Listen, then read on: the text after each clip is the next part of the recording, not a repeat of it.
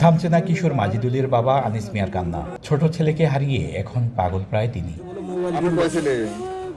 মাত্র 10 দিন আগে কার্গো জাহাজ এমবি আল বাখেরায় চাকরি নেয় মাগুরার এই কিশোর। সোমবার চাঁদপুরে হাইমচরের মেঘনা নদীতে দুর্বৃত্তদের হাতে নির্মমভাবে খুন হন মাজিদুল সহ 7 জন। মঙ্গলবার চাঁদপুর জেনারেল হাসপাতাল মর্গে নিহতদের ময়নাতদন্ত সম্পন্ন হয়। এ সময় হত্যাকাণ্ডের প্রকৃত রহস্য উদ্ঘাটনের দাবি করেন স্বজনরা।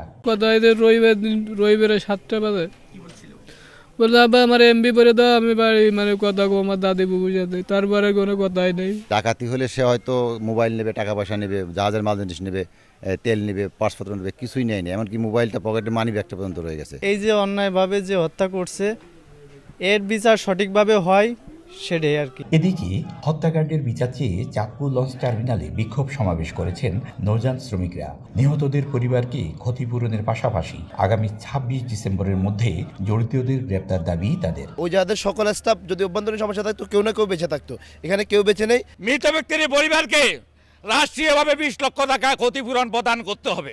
নিহতদের শরীরে ধারালো অস্ত্রের চিহ্ন রয়েছে বলছেন চিকিৎসক।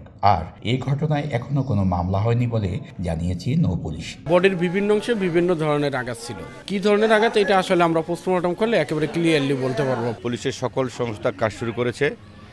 আশা করি এগোটা সুষ্ঠু তদন্তের মাধ্যমে প্রকৃত রহস্য উদ্ঘাটন হবে এবং আসামি গ্রেপ্তার হবে। নিহত 7 জনের মধ্যে 6 জনের পরিচয় মিলেছে। তাদের বাড়ি যথাক্রমে ফরিদপুর, নড়াইল ও মাগুরায়।